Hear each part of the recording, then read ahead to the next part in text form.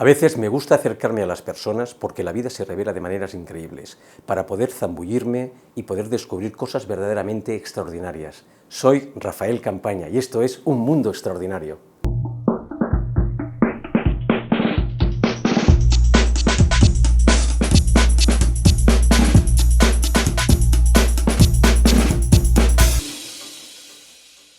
Bienvenidas y bienvenidos a Un Mundo Extraordinario, este canal que ya sabéis que pretende ser un altavoz de buenos hábitos, de mucho talento y de mucha creatividad.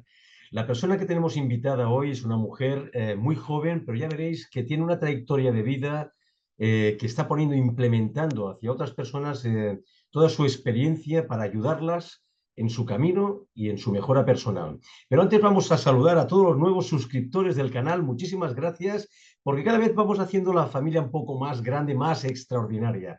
Gracias a los suscriptores que ya estáis. Os recuerdo que podéis poner todos los comentarios aquí abajo, los que queráis. Intentaremos estar un poco en contacto y contestarlos a todos. ¿Por qué no? Claro que sí. Esos comentarios que a veces nos sirven un poco para entender un poco cómo está llegando el mensaje que estamos intentando emitir. Vamos a dar las gracias a todo el equipo de edición, como es Eva y toda la productora en general que están detrás, que nos están ayudando muchísimo.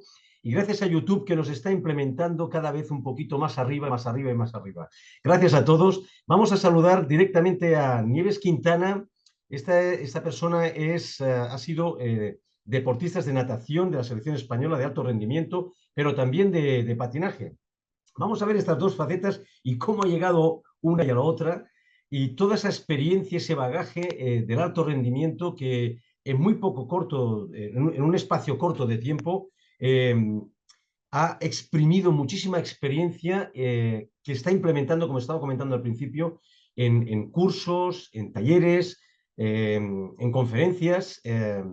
Y ella nos va a dejar un espacio aquí de tiempo para explicarnos un poquito todo esto. Vamos a dar la bienvenida a Nieves Quintana. Nieves Quintana, muchísimas gracias por entrar al mundo extraordinario y darnos este espacio de tiempo, de esta confianza también. Y gracias también por formar parte de esta familia. Gracias. Muchísimas gracias a ti, Rafael, por darme esta oportunidad y poder llegar a más personas y apostar por la divulgación del conocimiento y por ayudar apostando nuestro granito de arena. Así que gracias a ti. Muy bien, mira, la primera pregunta, Nieves, es que para que todos los telespectadores nos conozcan un poquito, es si puedes explicar un poco tu trayectoria de vida profesional, un poco personal también, para situarte en el tema que vamos a tratar hoy. Pues mira, yo desde muy pequeñita ya tenía una gran habilidad por el deporte, desde que tenía 2 años, una cosa bárbara, ¿no? Y bueno, esto pues atiende en todas las inteligencias de Gardner. Tenemos muchas desde que nacemos como niños, incluso aunque vayamos creciendo, seguimos teniendo esas habilidades, ¿no? Esas inteligencias. La mía principalmente era la cinestésica corporal, y esto mis padres se dieron cuenta enseguida.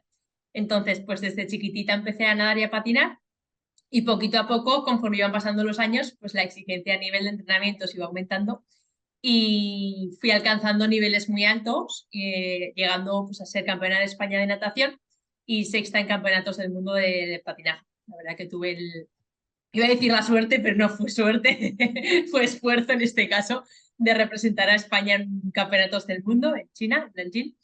Y esto tiene, pues claro, es como una moneda de doble cara, ¿no? Tiene esa parte de luz y de éxito y de triunfos y de mira qué bien, pero tiene la otra cara de la moneda, ¿no? Que es esa parte oscura que pocos ven. Entonces, pues llegué a escribir un libro donde cuento pues como esa parte oscura, porque yo creo que cuando muestras precisamente, Rafael, tu parte oscura y tu vulnerabilidad, es cuando muestras tu auténtica fortaleza y no cuando te colas la medalla, que también, ¿eh? Entonces, pues bueno, el deporte de élite es un extremo y como todo extremo, pues se suele alejar de la salud, en términos generales. Física, mental y esencial, que es la que también hablo a veces. Esto hizo que como yo sentía que me falló la salud, sobre todo a nivel mental, aunque también a nivel físico, por problemas digestivos que tenía, malas digestiones, porque al final trataba de paliar esos momentos de estrés y depresión con la comida. Entonces, pues bueno, desarrollé un trastorno de la conducta alimentaria por atracón durante más de 12 años, que fue uno de mis mayores aprendizajes, porque es un susurro de que hay algo que no estaba haciendo bien, ¿no? O que no estoy haciendo bien. Entonces, pues bueno, es una buena forma de volver al centro cuando te has ido. Y esto hizo que me fuera formando en toda la parte de la inteligencia emocional. Empecé a formarme en neurociencia, en programación neurolingüística, en mindfulness, en meditación, en yoga. Entonces fusioné, ya que me has preguntado, pues mi carrera de base universitaria, que es ciencias del deporte, además coincidimos en esta, ¿verdad? Con la otra faceta que era más la emocional. Entonces lo que hice fue fusionarlas y empezar a sanar yo en primer lugar, en primera instancia, y luego poder ayudar a otras personas, a otros alumnos que han ido pasando por un programa del cual soy fundadora y que lleva un poquito más de un año, pues funcionando muy bien porque es una herramienta que integra pues todo lo que somos, que siempre digo que, o todos los aprendizajes que me dio, pues como esa enfermedad mental, porque yo llegué a una depresión y a ataques de ansiedad previos a esa depresión, fue ver que cuando tú trabajas buscando soluciones de forma aislada, pues los resultados son aislados, ¿no? Pero cuando tú buscas soluciones de forma integral, la solución es total, que puedes llevarte. Entonces, pues esto sería un poquito toda la fusión de lo que me ha ido aconteciendo, primero por mi carrera deportiva, que ha ido como poniendo la claridad a mi carrera profesional, que en primera instancia pues fue esta, ¿no? Pues más la etapa deportiva o de entrenadora personal, también estuve profesional en la universidad, pero que se ha ido pues desarrollando y especificando más a la parte pues de la salud mental, que en sí el ejercicio físico ya la tiene, porque cuando tú mueves el cuerpo, pues mueves las emociones. Entonces, pues bueno, esa relación bidireccional que existe es fundamental para gestionar toda esa parte emocional. Nieves, tú hablas, de hecho has hablado hace un momento de una palabra que se llama autoexigencia. ¿Tú podrías explicar un poco a qué te refieres con esta palabra? Mira, la autoexigencia es otra cara de doble moneda. Algunos se definen como cualidades de la personalidad o también es otra forma de definirlo como una actitud frente a la vida. ¿Qué es lo que ocurre? Que dentro de esta autoexigencia, pues puede ser una autoexigencia destructiva o una autoexigencia constructiva. En sí, su función es adaptativa, de hecho es lo que me hizo a mí pues, llegar a esta parte, ¿no? Esta élite deportiva. Entonces es como, bueno, tiene su parte positiva porque te hace como tener un poquito de ambición, cómo conseguir nuevos resultados, cómo superarte constantemente, pero mal gestionada a nivel mental, emocional, te puede llevar a lo contrario, es decir, insatisfacción, búsqueda de la perfección, culpa, vacío existencial, estrés, ansiedad y un largo etcétera. Entonces, precisamente el programa que he fundado es para gestionar y para poner fin a la autoexigencia, para empezar a disfrutar y vivir en paz. Luego, dentro de la autoexigencia, Rafael, hay como también clases, ¿no? Estaría como la más bajita, que se caracteriza por una flexibilidad más mental. Luego estaría una más media, que son como personas que son muy características porque son como muy responsables en su día a día, ¿no? Y luego las que ya tienen una alta autoexigencia, que estas se caracterizan porque están en esfuerzo constante. ¿Por qué? Porque buscan resultados constantes. Entonces, bueno, cuando tú pones el foco en lo externo y no en lo interno, pues la insatisfacción y sobre todo el sufrimiento están asegurados. Entonces, esto es un poquito cuando me preguntan sobre la autoexigencia, que no me centro solo en la definición, sino todo lo que involucra, ¿no? Toda esta parte de la autoexigencia. Entonces, ¿tú vincularías la autoexigencia con la autodisciplina? ¿Crees que la autodisciplina es importante desde un punto de vista de hábito y bueno, y de trabajo constante y de perseverancia para conseguir eso que llamamos la excelencia, ¿no? Me encanta esta pregunta. Pues mira, yo creo que una persona puede ser autodisciplinada desde el bienestar, porque si eres autodisciplinado desde el resultado, volvemos de nuevo a poder hablar de sufrimiento y malestar. Ah, para mí, cuando afianzas bien tus hábitos, es cuando has aprendido a identificar bien tu identidad. Los hábitos llevan años y años y nosotros implantados y no sabemos cómo funcionan porque son inconscientes, ¿no? A Rafael de chiquitito, cuando sus papis le dijeron te tienes que lavar los dientes, no se lo cuestionó, o sea, lo tenías que hacer y fin. Y sin embargo, eso es un hábito, porque lo has repetido tantas veces en el tiempo que ya es un hábito. Cuando tú te cuestionas cómo se implementó eso, es cuando puedes meter allí algo para modificarlo. No se pueden eliminar, sí que se pueden sustituir. ¿Qué es la cosa? Que si tú metes un hábito porque te han dicho que es bueno, por ejemplo, hacer ejercicio, lo más probable es que a lo largo del tiempo lo pierdas. porque esa implementación suele ser por una parte más egoica, ¿no? De, pues tengo que estar fuerte, el tengo que es obligación, pues tengo que hacer 3 entrenos a la semana de hipertrofia, tengo que comer así, tengo que descansar así. Pero claro, estamos hablando de que es un hábito muy mental, que te acerca más a esa parte del ego, pero que no atiende a esa dimensión más esencial o profunda. Esta es la parte que quizás nos cuesta, ¿no? Porque es la que menos nos han enseñado. Entonces, para mí existe una autodisciplina, puede existir una autodisciplina desde el bienestar, que nos acerque a estar bien, a estar sanos a todos los niveles y no a la consecución de ese resultado. Es decir, está bien implementar hábitos para conseguir un resultado, pero quizás eso te aleja de tu propio bienestar. Entonces, aquí entraríamos en un ejercicio muy potente que hacen, por ejemplo, los alumnos, que es preguntarse el para qué por 7.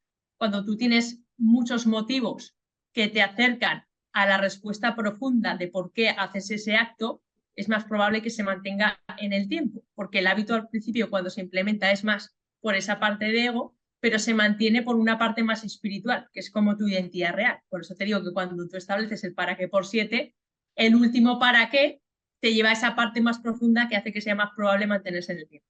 Entonces, esta autodisciplina puede hacer que tengas más bienestar sin tener por qué ser autoexigente. Pues está un poco de... es complejo el tema. No, no, no, te has explicado perfectamente. Nieves, una pregunta. En estos talleres, en este trabajo que tú estás implementando con otras personas, toda esta parte de las creencias, es decir, cada uno viene con unas formas de pensar, una manera de filtrar la vida, ¿no? La realidad. Eh, ¿Tú de alguna manera unificas esas creencias, las respetamos? ¿Cómo funciona el tema de las creencias cuando hay algún tipo de trabajo para mejorar a otras personas? Pues las creencias son la base del resultado posterior. Generalmente se instauraron entre los 0 y los 7 años en función a dónde hemos nacido, pues cómo hemos crecido, la ubicación, el tipo de cultura, el tipo de padre, si teníamos unos hermanos, las personas con las que relacionábamos. Entonces, en programación neurolingüística se habla de que las creencias son aquellos pensamientos que te han ido diciendo generalmente los otros durante tantas veces en esos 7 años que tú te lo has creído y lo has llevado al nivel de la verdad. Con un ejemplo se entiende muy rápido. Si a Rafael, cuando tenía 7 añitos, su profe de matemáticas en un ejercicio le hizo salir a la pizarra y a él no le salió, y su profe le dijo, Rafael, eres tonto, eso se le ha podido quedar a Rafael como su propia verdad, como una creencia, en este caso limitante. Si Rafael no empieza a trabajar sobre esa creencia conforme va creciendo, es posible que cuando empiece a buscar una mejor versión de sí mismo o a mejorar otra serie de áreas en la vida, que no solamente está la profesional, hay muchas más, se vea limitado porque esa creencia constantemente le está saliendo y no le impide dar ese paso en su mejoría, ¿no? Entonces es fundamental trabajarlas. Hay trabajos potentes donde se hace pues, bueno, una retrocesión como ir hacia atrás en la línea del tiempo, que esto son técnicas específicas también de programación neurolingüística, para hacerle dudar a tu mente de esa creencia que llevaba tantos años instaurada en ti. Entonces, para hacerle cuestionarse esa creencia que no es una realidad, sino que simplemente algo subjetivo que tú te estás diciendo, hay un ejercicio en concreto muy potente que se utiliza como poniendo 4 patas para eliminar esa creencia. Aquí, pues por ejemplo, le diríamos a Rafael, ¿hay en algún momento en el que tú no te hayas sentido tonto? Y Rafael pues puede decir, pues sí, mira, cuando estaba haciendo una entrevista en la que me sentía todopoderoso. Vale, pues ahí ya tienes como una pata para hacer dudar esa creencia que lleva tantos años instalada en ti. Como mínimo habría que buscar 4. Cuando tú tienes esas 4 patas o más, es posible que ya puedas empezar a modificar esa creencia. Luego, la segunda fase de este tipo de trabajo sería como trabajar en ondas teta, THETA, que esto lo que te permite es entrar en unas ondas cerebrales un poquito más profundas.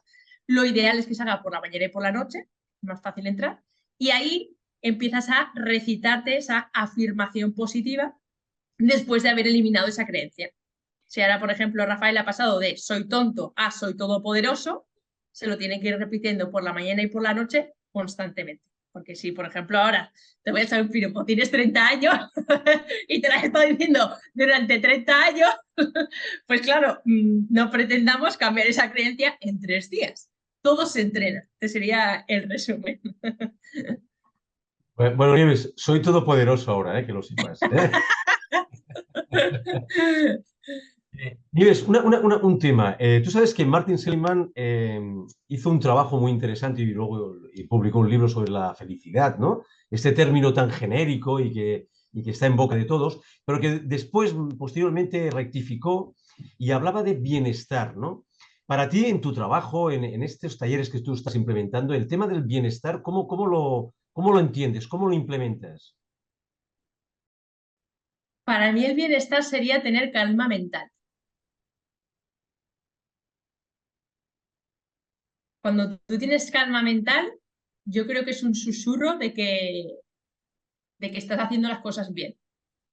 Porque generalmente solemos estar en lo contrario, ¿no? En el piloto automático, en el quehacer, en la aceleración, en la agitación.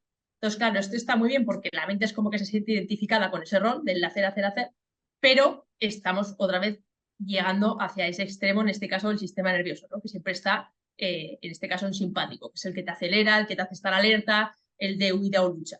Entonces, claro, eso mantenido en el tiempo, pues puede hacer que empecemos a tener primero estrés, luego ansiedad, luego un estado depresivo, luego depresión, incluso muerte, que soy así yo como un poco radical con esto. Se lo digo también a los alumnos para que vigilen, porque mantenido el tiempo podemos acabar ahí. Pero bueno, si me preguntas para mi bienestar, esta pregunta no me la habían hecho, sería sinónimo de calma mental. Y para llegar a calma mental, habría que buscar ese entrenamiento del cuerpo físico, el cuerpo mental y el cuerpo esencial. En el momento que trabajamos como mínimo estas tres dimensiones, lo más probable es que nos acercamos a ese estado de calma mental y de serenidad. Y entonces, siguiendo un poco el hilo de tu conversación, un poco, todo el tema, tú cuando estabas compitiendo, estabas en la élite, cuando no estás compitiendo en campeonatos internacionales y nacionales, hay muchísima exigencia en todo, en tiempos, en los hábitos. Esa autoestima, ¿te la trabajaron? ¿La trabajaste? ¿Tú crees que tenías autoestima? Mira, aquí hablaríamos de dos conceptos que parecen similares pero no lo son, que es autoestima y amor propio. Autoestima, yo diría que tenía mucha, pero amor propio tenía cero. O sea, para mí autoestima es aquello que tú te vas validando internamente en función a lo que consigues. Y el amor propio es lo que tú te validas por lo que eres. Es decir, uno te pone el foco más a nivel externo y otro te pone el foco más a nivel interno. Volvemos a lo que hablábamos al inicio, ¿no? Cuando ponemos el foco a nivel externo, nos estamos acercando más al sufrimiento, inevitablemente. Porque en el momento que se deja de existir, tú no vas a encontrar sentido a nada, porque tu identidad la has puesto fuera. La identidad está dentro, en lo que eres, no en lo que haces o en lo que tienes. Entonces, este sería un poco el resumen. Autoestima tenía mucha, pero también había momentos en los que tenía poca. ¿Por qué? Porque si mi autoestima depende de lo que consigo, estamos mal. El día que soy campeona de España, aunque tampoco estaba bien, porque, claro, ahí, como la autoexigencia era muy alta, pues cuando era campeona de España no disfrutaba de ser campeona de España. Que esto es uno de los síntomas de la alta autoexigencia, el no disfrute. Por eso lo meto mucho en el programa, ¿no? ¿Dónde estaba mi ambición? En ir a un campeonato de Europa. Entonces, claro, esto no tiene fin. El deseo no tiene fin. Entonces, habría que gestionarlo, porque imagínate ser campeona de España y estar ahí que ni sientes ni padeces. Y dices, madre mía, ¿pero qué le pasa, no? Pero es que esto es así, o sea, era una cosa tremenda. Entonces, autoestima sí, pero en función al resultado, que también es tremendo. Y amor propio muy poco. ¿Y tú crees que tú que has estado rodeada de grandes deportistas, estas personas también con esa autoexigencia que tú estás hablando ahora, ¿tú crees que estas personas reaccionaban en realidad o reflexionaban? ¿Son personas que son reflexivas en general o son personas más bien reaccionarias respecto a las adversidades, por ejemplo? Estoy pensando en las frustraciones, porque hay muchas en el deporte. Yo te diría que en general sería reacción, a menos que tuvieran entrenadores que les hicieran trabajar como esa faceta, ¿no?, de gestión emocional, que en mi caso pues yo diría que no la tuve. Era simplemente pues entrenar el cuerpo físico y tantas horas. Entonces estarían más en reacción. De hecho, es que volvemos otra vez a lo mismo. El foco está sí que está un poquito a nivel interno, ¿no? Pues cómo te encuentras, de cansado, de si has recuperado, de cómo comes, sensaciones, pero sería más que reflexivo o tan interno, sería escuchar tus sensaciones. Pero para mí no sería esa parte tan reflexiva a nivel interno. Pero lo que te digo, que desconozco, por ejemplo, lo que hacía Mireia Belmonte, ¿no? Yo competía con ella. Bueno, yo trataba de Bueno, competir conmigo porque si no, el autoestima. No, no, esto es una broma, que a mí me gusta el sentido del humor para todo. De hecho, no teníamos ni las mismas pruebas, pero sí que compartíamos piscina. ya es algo, ya es algo, ¿eh? Nieves, tú, cuando tú te programas y te programabas, pues llegar a algún tipo de meta, algún objetivo, alguna finalidad, ¿esto lo hacías a ver si te lo explico bien, la pregunta es, paso a paso? O sea, ¿lo parcelabas o ya de entrada ya pensabas en el final y solamente en el final y nada más que el final? No sé si me estoy explicando en la pregunta. Sí. ¿Sí? Es que yo creo que era como algo muy marcado, ¿no? Pues como, claro, yo como voy con todo, pues por ejemplo, en el primer campeonato de España en el que participé ya me llevé un bronce nacional. Pues simplemente el siguiente objetivo era ser plata. Fui plata. El siguiente objetivo fue hacer oro. Bueno, repetí otra plata, pero luego conseguí el oro. Y era como que bastante obvio. Sí que es verdad que quizás dentro de eso establecerse pequeños microobjetivos sería lo ideal, porque claro, si tú tienes como tu prueba reina en marzo del 2024 y estamos a febrero del 2023, es como que queda muy lejos, ¿no? Como para seguir manteniendo el esfuerzo en el tiempo. Entonces, marcarse microobjetivos está muy bien de cara a mantener pues, esos neurotransmisores, especialmente el de la dopamina, que es el de la motivación, mantenido en el tiempo. Pero yo te diría que fue como bastante intuitivo. Pues ahora he sido bronce, pues luego plata, luego oro. Sería un poco así. ¿Y tú qué opinas, Nieves? Tú sabes que en el mundo del deporte, pero también en el mundo del empresarial, hay como una frase ahí grabada de fuego que es más es mejor, ¿no? Hay que hacer más, hay que hacer mucho más. Eh, ¿Qué opinas de este tema? ¿Qué opinas? Yo opino que menos es más. Contraintuitivo, ¿eh? Contraintuitivo, contraintuitivo. Sí, porque he estado muchos años consiguiendo cosas a base de esfuerzo, que está bien porque te hace llegar un aprendizaje, pero esto forma otra creencia en mí, ¿no? Que es que todo lo que consigo en mi vida tiene que ser a base de esfuerzo. Sí. Pues mal, porque claro, si tienes instaurada esta creencia, imagínate pues la cantidad de horas que puedes llegar a trabajar, me lo invento, porque piensas que todo es a costa de esfuerzo. Y no, puedes trabajar de forma más inteligente, esto se lo recomiendo a los alumnos, digo, deja de trabajar horas por trabajar horas y aplica la maldita ley de Parkinson, que es una ley de la productividad. Que el tiempo que tardas en rellenar una tarea es el que tienes disponible para hacerla. O sea, que si tienes 6 horas vas a tardar 6 horas y si tienes 6 minutos vas a tardar 6 minutos. Pues ponte 6 minutos, no te pongas 6 horas. Y así tienes más de 5 horas y pico para tu vida personal, ¿no? Entonces cambia el chip. ¿Por qué? Porque estamos acostumbrados a, pues esto, esfuerzo. Esfuérzate y muchas horas. Entonces, cantidad no es calidad. No tiene por qué ser calidad siempre. De hecho, esto también es algo que me costó entenderlo de cara al entrenamiento, ¿no? Que volumen no significa más rendimiento. Y calidad de entrenamiento sí que suele significar que haya resultados. Pero hay una frase a mí que me encanta que dice, pues, por mucho que te esfuerces, o sea, el esfuerzo no es sinónimo de resultados. Es determinante, pero no lo es todo. O sea, y además, por ejemplo, aplicado al deportista de élite, el deporte de élite, anda que no hay factores. Unos te hablan de talento, otros te hablan de genes, otros te hablan de entrenamiento, otros te hablan de cómo procesas la información, otros te hablan de garra, o sea, hay muchísimos factores. Entonces, yo estoy poniendo el foco en simplificar. De hecho, mira, otro ejemplo, aplicado al programa. Antes tenían un montón de contenido y de vídeos y simplificar. Lo he quitado todo. Entonces ahora la persona que entra, en función del punto en el que está, le digo, pues mira, quizás si nunca has meditado, me lo invento, necesitas implementar la meditación y vas a mirarte este mini video tutorial. ¿para qué le voy a decir yo, hazte el video tutorial del entrenamiento si ya sabe cómo se entrena, cómo se aplica y cómo hay que hacerlo? Pues lo estoy haciendo perder tiempo. Pues para mí es simplificar. Simplificar y al grano. Porque el tiempo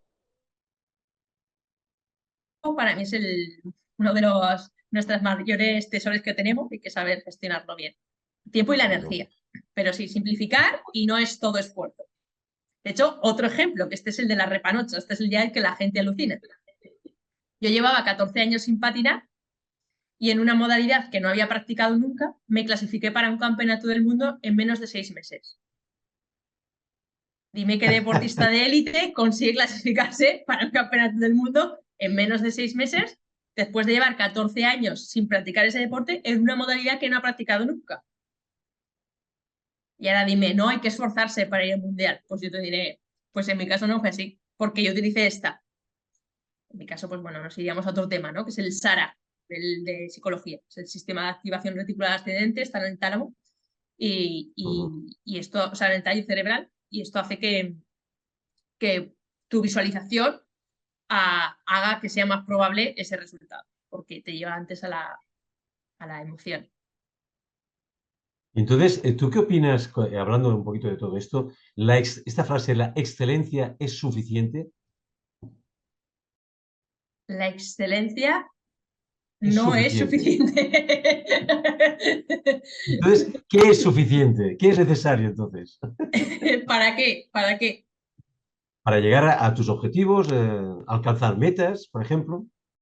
Vale, por eso, porque depende de qué enfoque para alcanzar tus objetivos como persona de a pie que se marcan los objetivos, ¿no? Sí, por ejemplo, sí.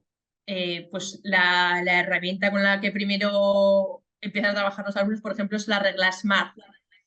SMART en inglés es inteligente y las siglas significan, la S es de sencillo, M de medible, la A es de alcanzable, la R es de retador y la T de límite temporal. Entonces, cuando tú estableces un objetivo, tiene que cumplir estas 5 requisitos. Simple, medible, alcanzable, retador y con límite temporal. Pero no solamente es esto, sino te marcas esto y mira, mañana quiero ser astronauta, pues voy a hacerlo simple, no solamente es esto. Es complejo el tema de los objetivos. Luego ser realista también es otro punto, porque si te marcas demasiadas expectativas, puedes llegar a la frustración. Entonces ya la culpa, entonces hay que gestionarlo bien. Entonces sería tratar de establecer objetivos que estén a tu mismo nivel de talento, ilusión y sentido. Esto, por ejemplo, se explica muy bien en la teoría del flow de psicología del 75, de Mihaly Csikszentmihalyi, un nombre que es súper fácil de recordar. Fluir, ¿no? El que flow. Exacto, la teoría del flow. Entonces te dice Okay. esto, pues que si tú te marcas altas expectativas, pero no tienes como ese talento, te puede generar frustración. Al revés, si tienes mucho talento y bajas expectativas, aburrimiento. Y cuando están en la misma línea, pues ahí es cuando se puede hacer fluir. Es como que espacio y tiempo se ralentiza todo, ¿no? Estás ahí como una dimensión paralela. Nieves, hay un aspecto que a mí me interesa mucho que puedas contestar, y es no solamente en el alto rendimiento, sino en el alto rendimiento personal también, ¿eh? No hablo del deportivo solo, que es la gestión de las emociones. Las emociones que nos acompañan como si fueran, bueno, nuestra sombra, ¿no? Constantemente, y que nos hacen tomar a veces decisiones y tomar reacciones y, bueno, en fin, hacer una serie de cosas que luego a veces nos arrepentimos.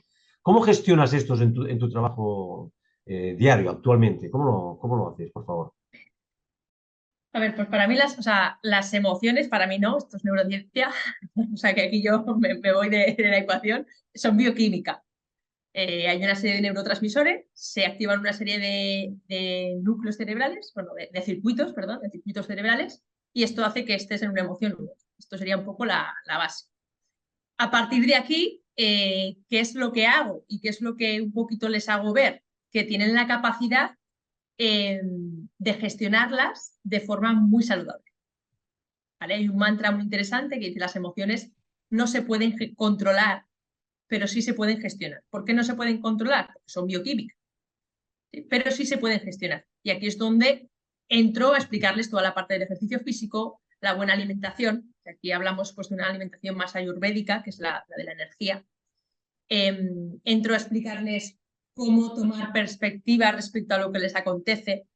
Hay ejercicios muy interesantes, como siendo el observador del observado. Es decir, por ejemplo, imagínate, estás con un poco de agitación y te da por comer, ¿no? Y de repente acabas de comer hace una hora y no es un hambre fisiológica, es un hambre emocional.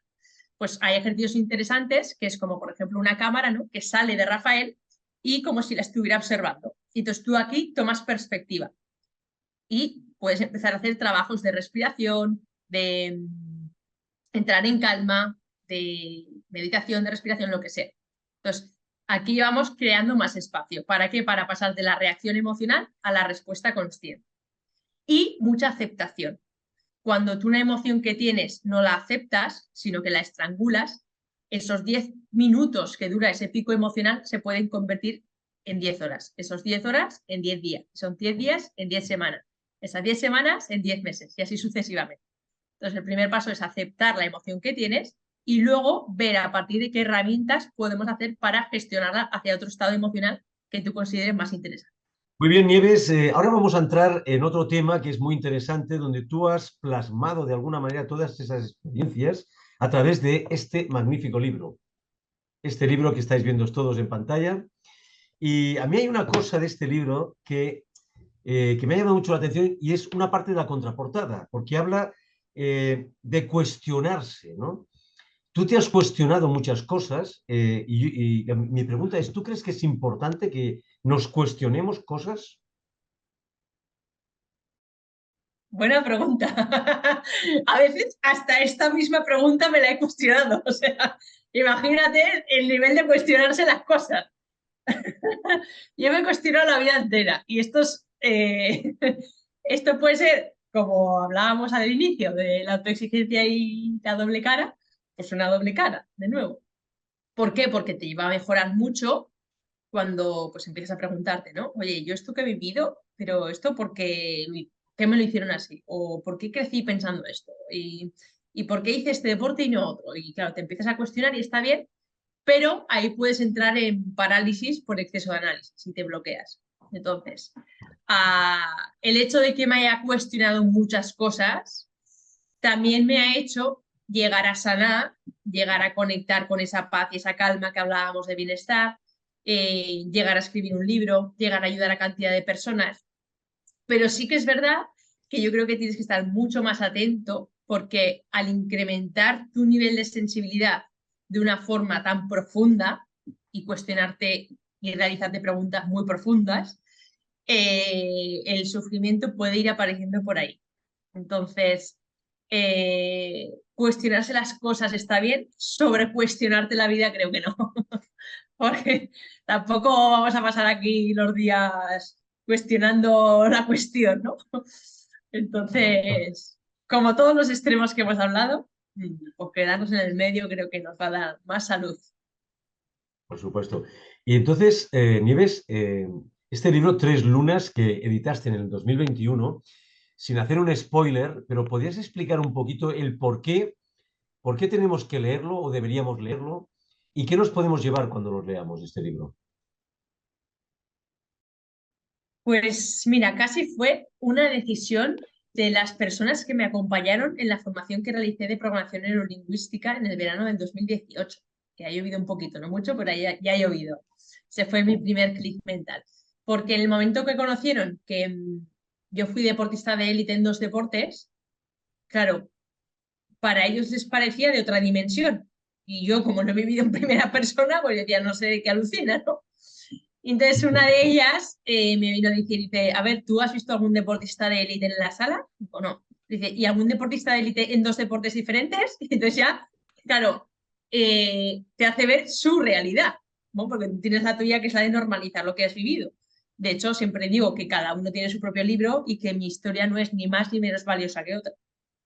Entonces, esta persona en cuestión, que se llama Yolanda y le tengo un gran aprecio y una gran admiración, me hizo ver que sería egoísta por mi parte quedarme todo ese conocimiento que yo tenía y había adquirido a lo largo de los entrenamientos, de las competiciones, de esa gestión emocional que requiere sobre todo la natación, porque pasas muchas horas contigo mismo y en mi caso me pilló en plena adolescencia y además mi club estaba en otra ciudad. Entonces, yo te diría que fue mi mayor terapia, porque de hecho empezaba a escribirlo y me echaba a llorar, y esto tiene su explicación, y es porque revives la historia que te aconteció. Entonces, para mí fue la primera forma de sanar, porque me dije a mí misma, Nieves, el día que seas capaz de leer tu historia sin llorar, será que habrás sanado. Y llegó ese día, ¿no?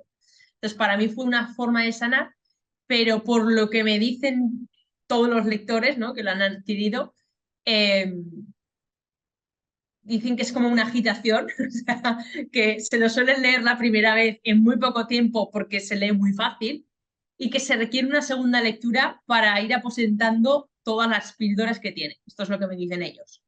Yo la verdad como que no puedo ser muy imparcial con eso, porque al final lo he escrito yo. Entonces, como yo no soy de comprar esto, haz lo otro, yo creo que las cosas te tienen que llegar en el momento en el que estés preparado.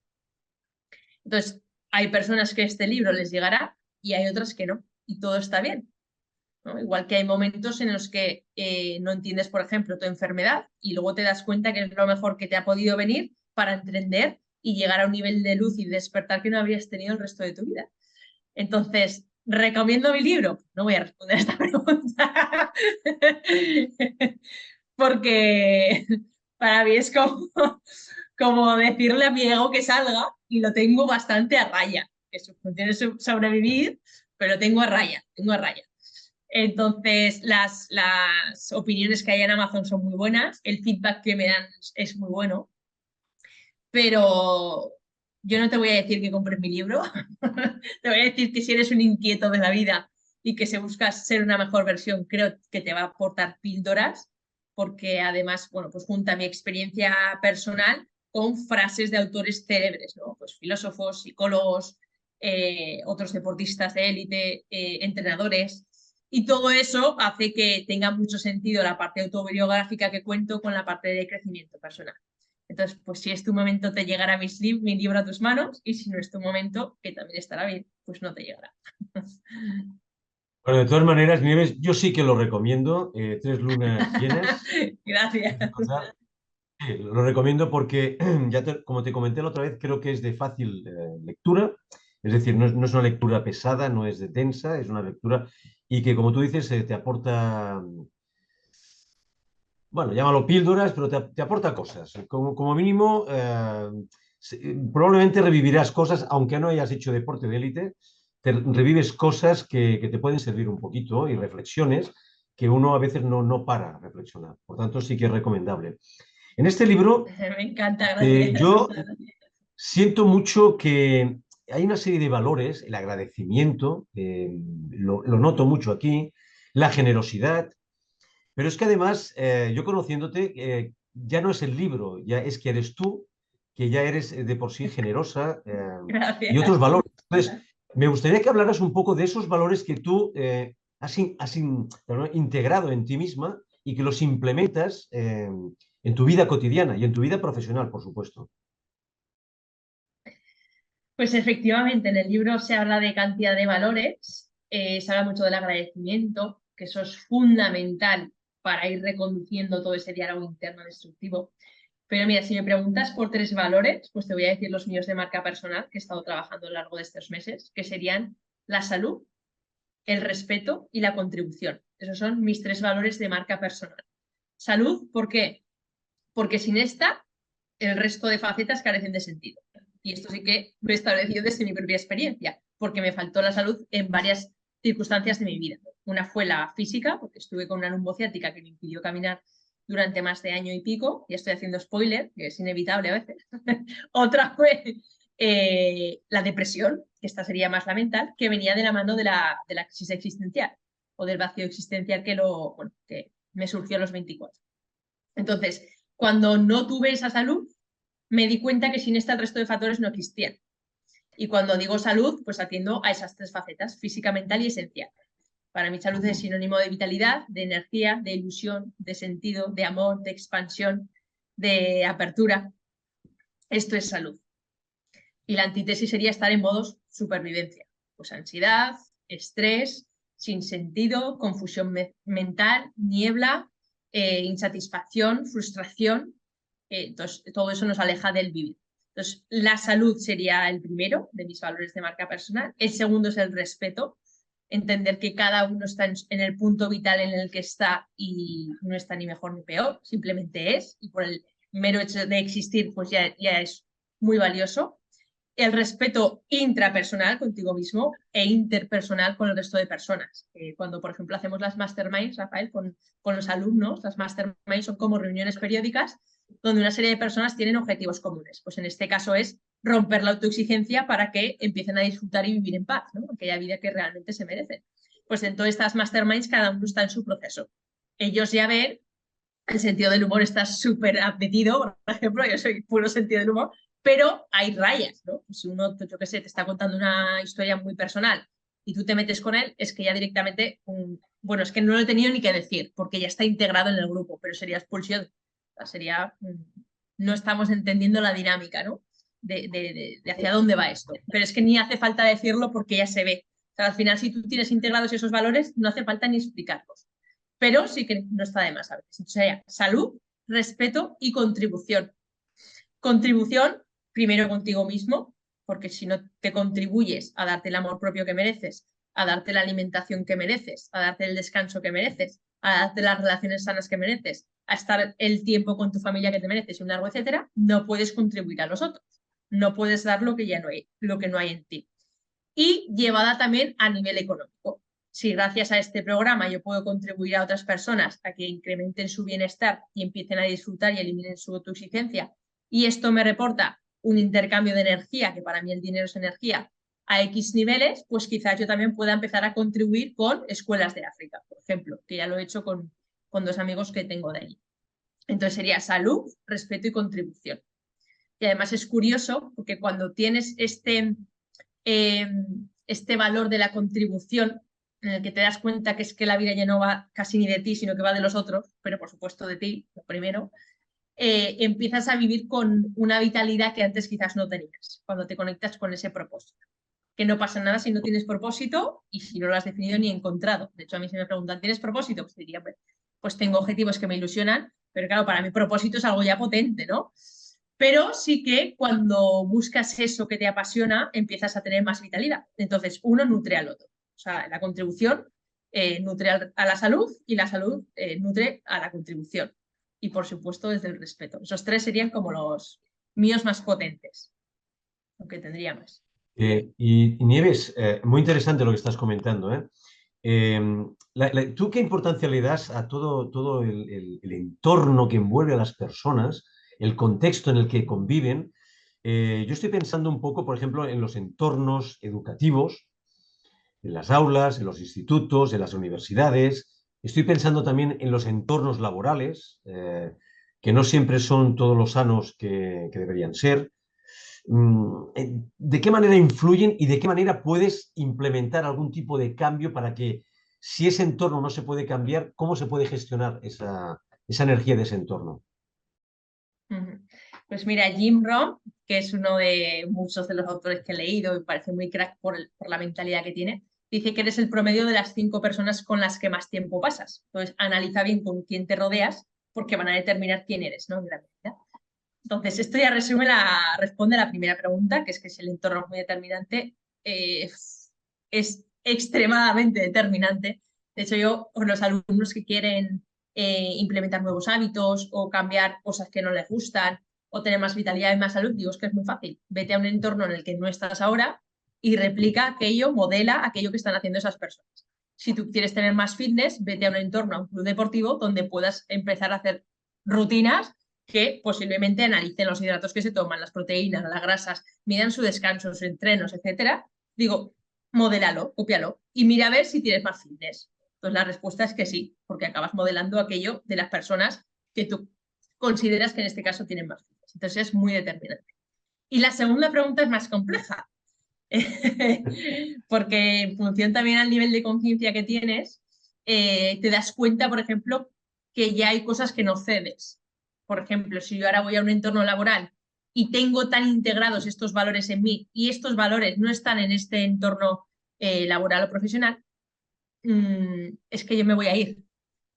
¿Por qué? Porque ya no es una cuestión ni de entorno, que también es una cuestión de que me estoy negando.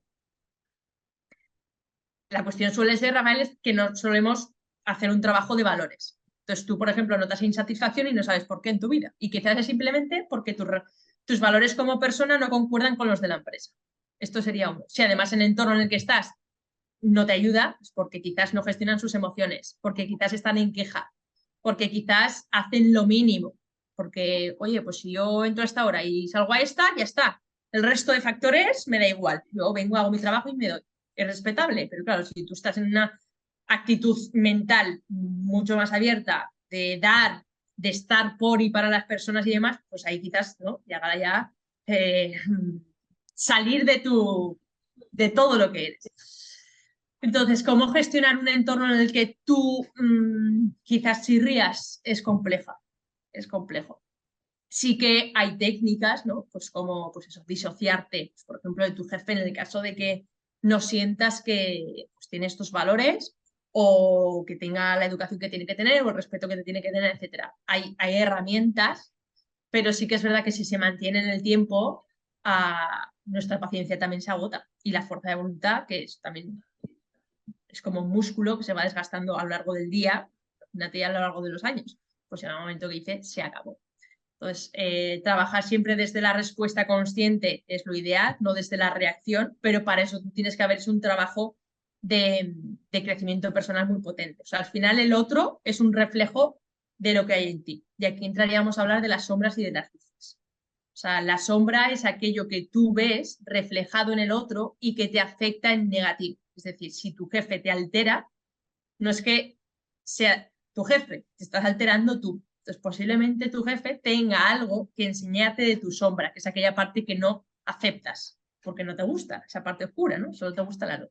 Entonces, esto es más profundo y habría que ir más allá. Pero esto es como más espiritual o más elevado, pero desde el punto de vista psicológico es como, bueno, no estás bien en un sitio, vete fin. Sería más una respuesta quizás más desde el bienestar. Entonces, hay muchas respuestas y cada persona es un mundo. Entonces, cómo lo gestionaría una persona y cómo lo gestiona otra puede ser totalmente diferente en función pues, al trabajo de crecimiento personal que lleve, a cómo gestione sus emociones, si tiene claridad o no en esos valores que hablábamos, si siente que respetan su entorno y su círculo o no, si tiene otros aliados, que dice, vale, pues estoy con personas que están todo el día en queja, pero también hay otras que me encanta su actitud. Pues bueno, te vas juntando con esas personas porque al final es que es muy determinante el entorno. De hecho, yo me tuve que ir de mi ciudad porque, bueno, quería ya una serie de cosas que sabía que llevaban implícitas salir de mi zona de confort. No todo el mundo está dispuesto a pagar el precio, pero mis sueños, en este caso que hemos hablado de esa parte de contribución y de propósito, hacían que buscara un entorno diferente. Entonces, es muy Ya, determinante en tus resultados, la verdad es que sí. fantástico. Estamos llegando casi a la recta final de esta magnífica entrevista, Nieves. Pero antes me gustaría, porque yo sé que tú implementas esto, algunos tips para la mejora de la salud mental, ¿no? Que ahora está como muy en boga desde la pandemia hacia aquí. Parece que hemos puesto el foco de atención ahí. ¿Nos puedes dar algunos breves, para mejorar un poco nuestra salud mental, a todos y a todas?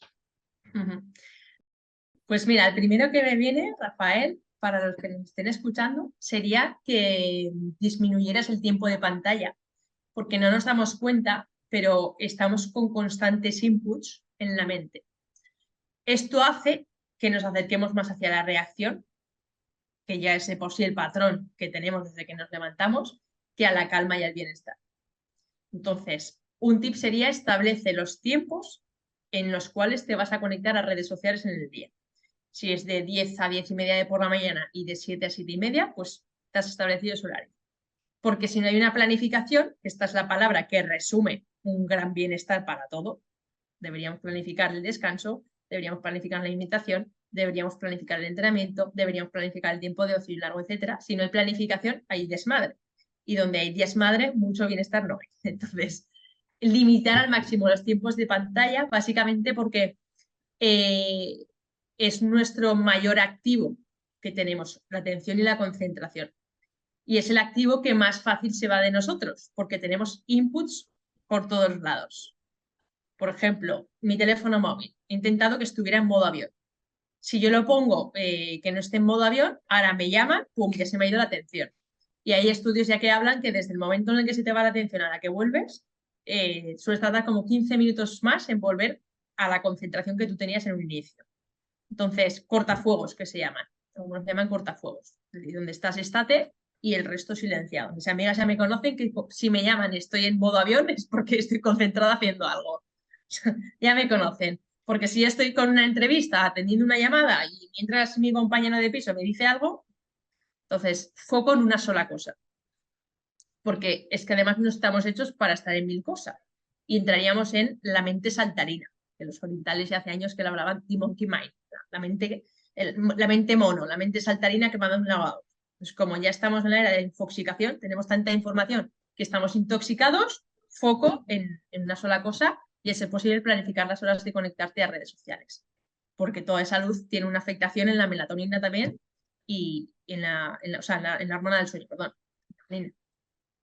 ¿Vale? Y esto puede afectar al descanso. Entonces es más largo que esto. Muy interesante, Nieves, lo que estás comentando.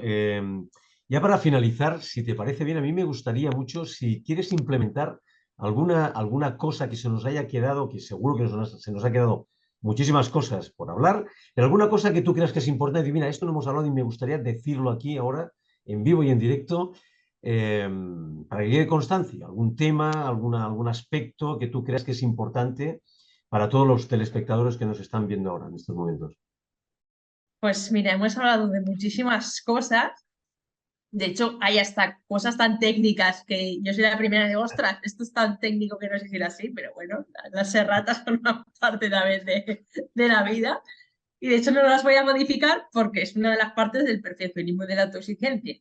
Entonces, aceptar tus errores, de hecho yo ya sé dos que he cometido en esta entrevista, aceptar tus errores porque forman parte del aprendizaje. Y más importante que esta sería pedir ayuda. Mm. Pedir ayuda antes de que sea demasiado tarde. Porque pensamos que podemos, que tenemos herramientas, que hemos hecho cursos, pero en el fondo no podemos. Entonces, si tú ya tienes como un mínimo susurro de que hay algo que no va, comunícalo a tu familia, a ser posible, en primera instancia, para que ellos quizás ya busquen pues, soluciones, ¿no? Pues un terapeuta, un psicólogo, lo que necesites. Porque después quizás es demasiado tarde. Hay una frase que me encanta que dice como primero el cuerpo te susurra, luego te habla y finalmente te grita. O sea, a los alumnos, por ejemplo, les digo, no lleguéis al grito, por favor, porque el grito, por favor, es correr. Y correr ya es no poder ir a la causa del problema. Es empezar por la cúspide, eso da como resultados parciales y volvemos a resultados aislados. Entonces, mi recomendación final sería pide ayuda antes de que sea demasiado tarde y que pedir ayuda es de valientes. O sea, es que no te hace ni mejor ni peor persona, pero sí te hace abrirte a lo que necesitas, que es ayuda. Y yo soy la primera que está en constante renovación, en constante ayuda de mentores, porque no puedo saber de todo.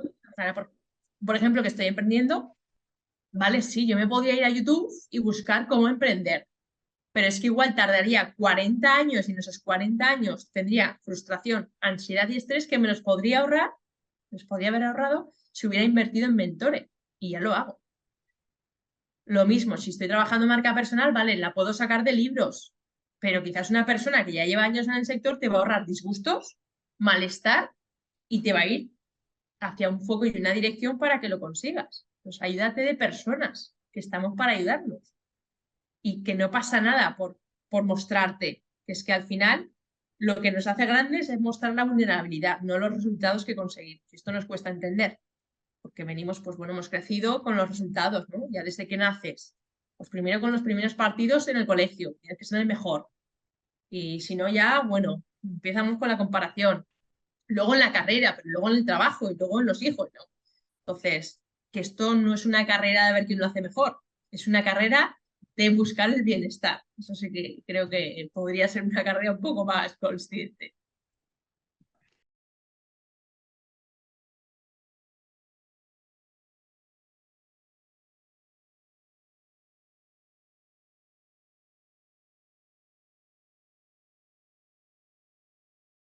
Nieves Quintana, muchísimas gracias por tu generosidad, por tu honestidad y sobre todo por tu humanidad.